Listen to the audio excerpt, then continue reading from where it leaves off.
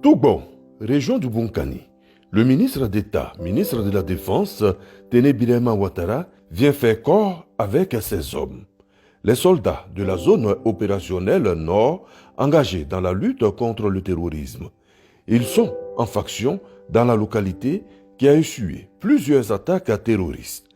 Une mission de défense nationale qui amène le président de la République, chef suprême des armées, à dépêcher le ministre d'État, ministre de la Défense, pour témoigner à ces hommes la reconnaissance et la gratitude de la nation.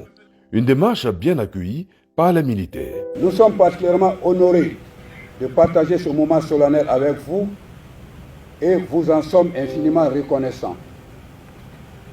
Monsieur le ministre d'État, ministre de la Défense, nous avons essayé de donner le meilleur de nous-mêmes. Nous sommes résolument engagés afin de mettre notre pays à l'abri du péril djihadiste. Sans tomber dans l'autosatisfaction, encore moins dans le triomphalisme, nous pensons modestement avoir obtenu quelques résultats en dépit des pertes que nous avons enregistrées. Face à la détermination et à l'engagement des soldats présents sur la ligne de front, la Côte d'Ivoire mettra tout en œuvre pour leur garantir des conditions de travail et de vie acceptables. Je voudrais, mon général, rassurer vos hommes sur le fait que le président de la République, chef suprême des armées, met tout en œuvre pour faire en sorte que les conditions de vie des soldats soient une préoccupation et la première des préoccupations. Nous avons engagé un programme d'aménagement, d'équipement, de cantonnement qui sont en finition.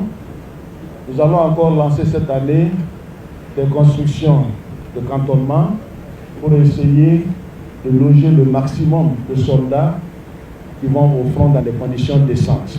Pour ce qui est des 46 soldats détenus au Mali, Téné Birahima Ouattara a tenu à rassurer. J'aurais une pensée particulière pour nos soldats qui sont actuellement détenus au Mali. Beaucoup de choses ont été dites et je peux vous assurer que nous arrivons à la fin maintenant à travers la visite que j'ai faite la semaine dernière à Bamako. Je voudrais aussi parler des rapports entre les soldats et les populations. Chers soldats, vous l'avez réussi et je vous demande de continuer à renforcer les liens de complicité que vous pourriez avoir avec les populations. Ceci est très important.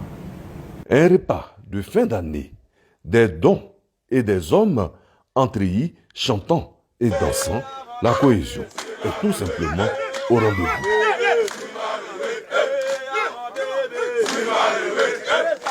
Sabe,